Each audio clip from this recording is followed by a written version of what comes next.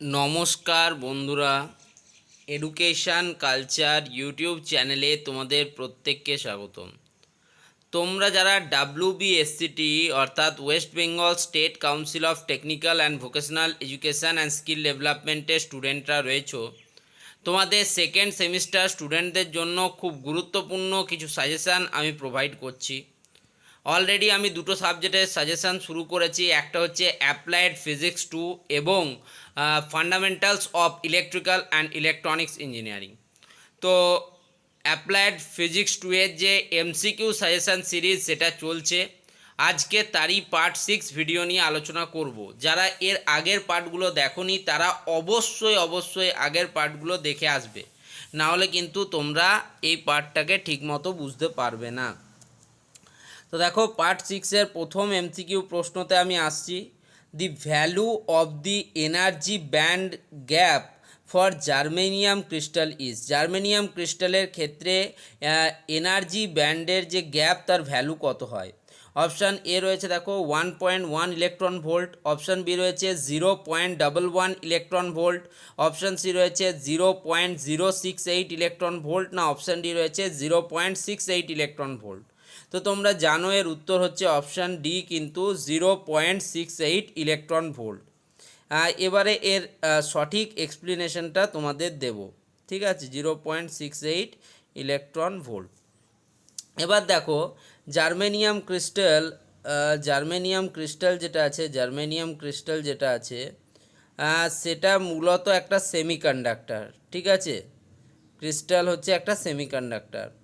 তো এই সেমিকন্ডাক্টরের যদি আমরা 25 ডিগ্রি সেন্টিগ্রেড তাপমাত্রায় বা রুম টেম্পারেচারে দেখি, তাহলে রুম টেম্পারেচার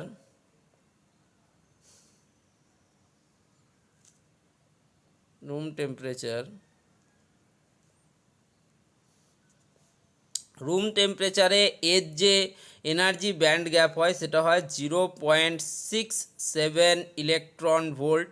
এটা নিয়ারলি কিন্তু 0.68 ইলেকট্রন ভোল্ট কিন্তু হয়। এবার যদি আমরা বলি অ্যাট তোমার absolute zero temperature, absolute zero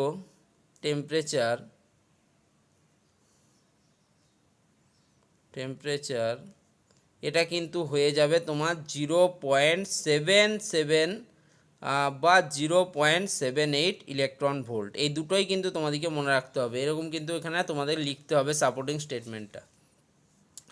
next দেখো, নেক্সট প্রশ্ন, the specific resistance of a conductor depends upon. এরকম একটা প্রশ্ন আগের দিনও তোমাদেরকে কিন্তু করা হয়েছিল, ঠিক আছে?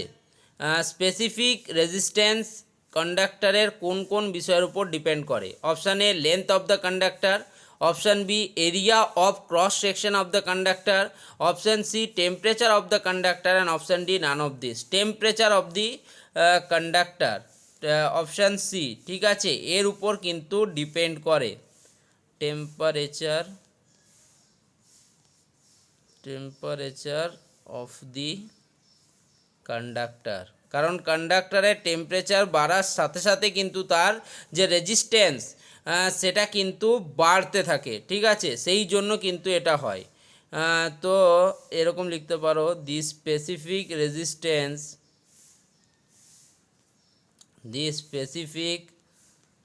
Resistance of a conductor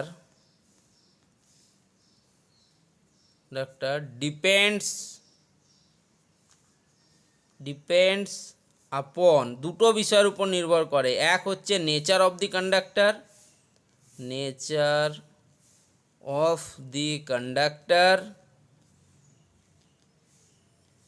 and option two, এবং দ্বিতীয় জিনিস যেটার উপর নির্ভর করে সেটা হচ্ছে temperature of the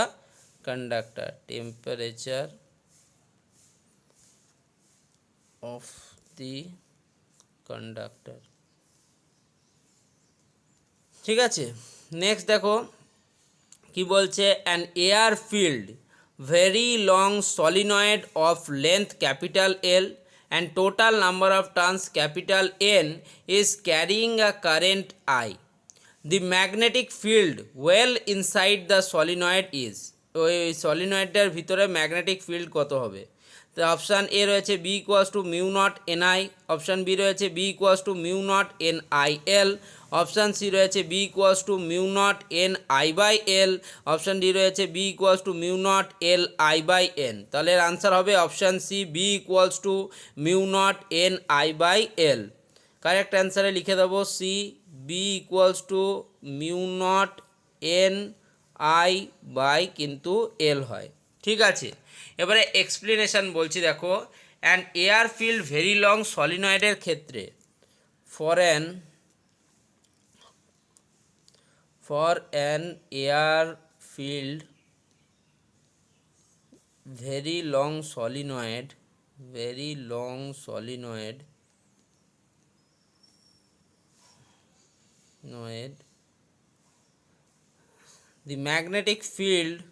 the magnetic field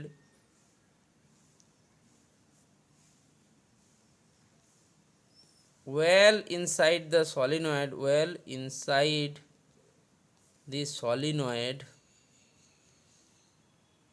solenoid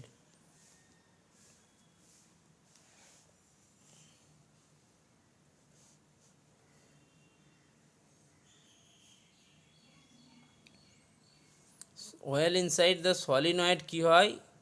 uniform হয়, সরি আমি ভুলে গেছিলাম, ঠিক আছে, ইউনিফর্ম হয়।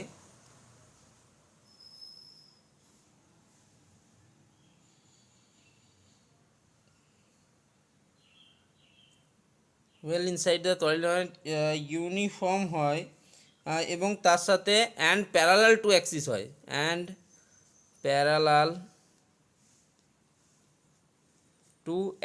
হয়।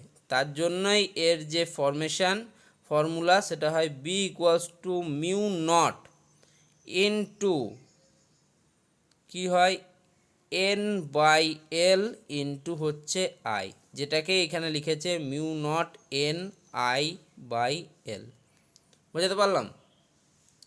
নেক্সট দেখো 29 নম্বর প্রশ্ন, the SI unit of self inductance is henry which can also be expressed as. তাহলে হেনরিকে আমরা আরভাবে কীভাবে আলোচনা করতে পারি? এটার আনসার হবে option B, volt into second into ampere inverse আকারে। ঠিক আছে, option A volts ampere, option B volt into S into ampere inverse, option C volt into S inverse into ampere inverse, option D volt into S into ampere to the power -2। এর answer হচ্ছে option B volt into S into ampere inverse. Explanation এর কিন্তু আলাদা করে কিছুই দেওয়ার নেই। তাহলে হেনরি এরকম লিখতে পারি, henry can also be expressed as কীভাবে হেনরিকে আমরা করতে পারি বললাম? Volt into second into ampere to the power -1, or এটাকে অথবা লিখতে পারি weber into ampere to the power -1। SI ইউনিটের ক্ষেত্রে এটাই হয়ে যাবে তোমার KG into metre to the power -2 into second to the power -2 into ampere to the power -2। SI ইউনিটের ক্ষেত্রে আমরা হেনরিকে কিন্তু এভাবে ডিকোড করি। নেক্সট দেখো 30 নম্বর প্রশ্ন এবং পার্ট 6 এর লাস্ট প্রশ্ন, which of the following material has an negative temperature coefficient of resistance. নিম্নলিখিত যে ম্যাটেরিয়ালগুলো আছে তার মধ্যে কোনটাতে নেগেটিভ টেম্পারেচার কোএফিসিয়েন্ট রয়েছে রেজিস্ট্যান্সের ক্ষেত্রে? অপশান এ রয়েছে কপার, অপশান বি রয়েছে অ্যালুমিনিয়াম, অপশান সি রয়েছে সিলিকন অ্যান্ড অপশান ডি রয়েছে দেখো silver.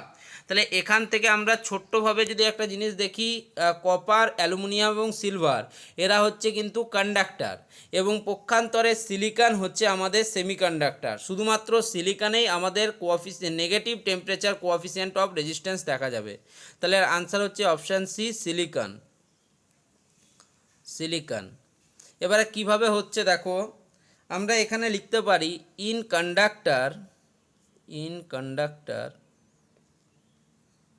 কন্ডাক্টরস like copper and silver যদি আমরা বলি কথা, কপার অ্যান্ড সিলভারের মতো যে কন্ডাক্টরগুলো রয়েছে তাদের ক্ষেত্রে রেজিস্ট্যান্স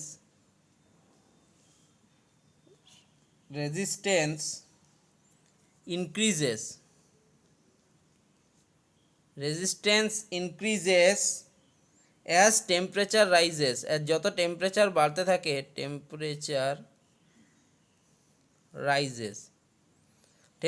বাড়ার সাথে সাথে কিন্তু তাদের রেজিস্ট্যান্সও বাড়তে থাকে। হাওয়েভার পক্ষান্তরে ইন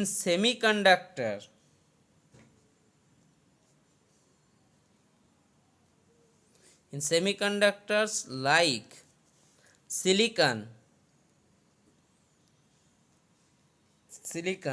increasing, আমি পুরোটাই কিন্তু নিজের ভাষায় লিখছি ইংলিশটা, ঠিক আছে। ইনক্রিজিং দ্য টেম্পারেচার বাড়ার সাথে সাথে increasing the temperature releases more charge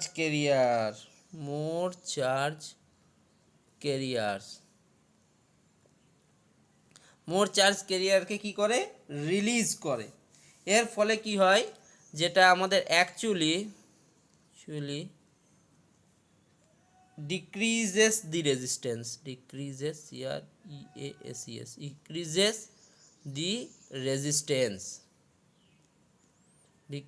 the resistance, okay.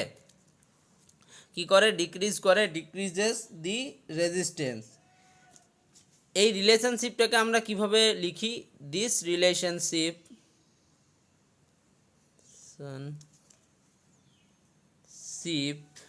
is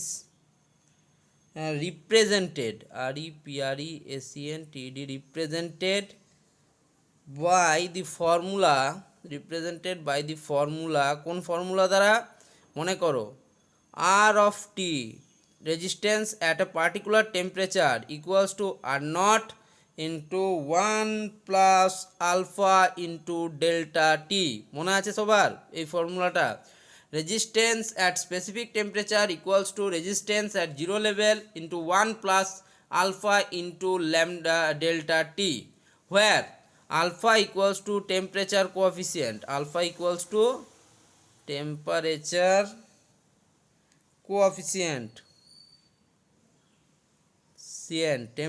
coefficient হচ্ছে কে, আলফা, অ্যান্ড এটাই নেগেটিভ হয়, and it is negative for semiconductor,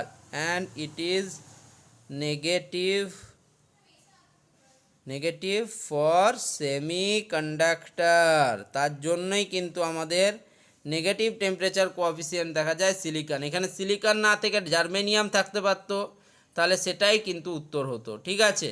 silicon হোক জার্মেনিয়াম হোক, যেহেতু এগুলো হচ্ছে আমাদের কি সেমিকন্ডাক্টর, তাই এগুলোই হবে উত্তর। আশা করি আজকের এই পার্টটার খুব ইম্পর্টেন্ট যে এমসিকিউ প্রশ্নগুলো, সেগুলো কিন্তু তোমরা দেখলে। আদতে আমরা এখন অবধি 30টা এমসিকিউ প্রশ্ন করলাম। আমার যা টার্গেট আছে টোটাল, আমরা চাইছি যে তোমাদেরকে কিন্তু 100টা প্রশ্ন করাতে, যদি সম্ভব হয় তো আমি চাইছি 100 এমসিকিউ করাবো, যার মধ্যে থেকে তোমাদের কিন্তু খুব সহজেই কমন পাওয়া যাবে এক্সামিনেশনে। তাও দেখছি যতটা পারা যায়, কারণ এতগুলো এমসিকিউ করাতে গেলে অনেকগুলো ক্লাস নিতে হবে, ঠিক আছে। তোমাদের যদি 20 তারিখ থেকে এক্সামিনেশন হয়, সেক্ষেত্রে মোটে আমি আর 20 দিন হাতে পাচ্ছি যদি আমি ধরি, তাহলে 20 দিনে প্রত্যেক দিন, তাহলে তোমাদেরকে যদি 100টা এমসিকিউ করাতে হয় 6টা পার্টে 30টা, মানে আর তোমাদেরকে টোটাল কিন্তু আমার লাগবে 4টে পার্টে 20টা, ঠিক আছে, আরও 10টা 14টা কিন্তু পার্টে তোমাদেরকে কিন্তু সাজেশান দিতে হবে এমসিকিউ এর।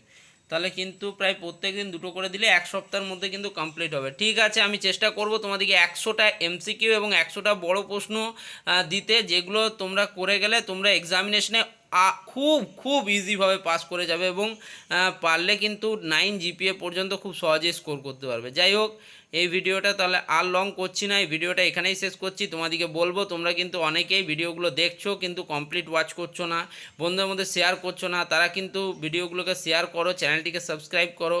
ধন্যবাদ সকলকে, ভালো থেকো, সুস্থ থেকো এবং আমার চ্যানেলের সাথে যুক্ত থেকো।